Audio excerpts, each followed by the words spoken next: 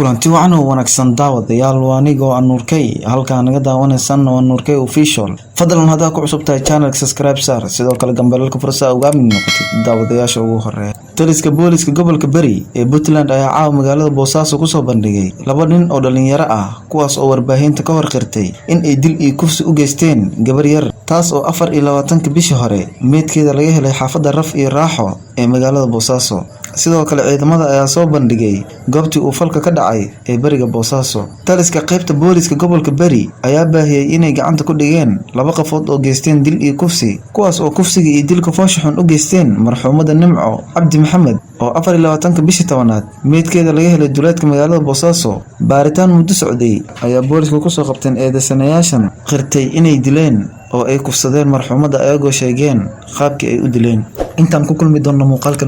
xiga waxaan idin leeyahay sidaas in nabadgelyo mahadsanidin.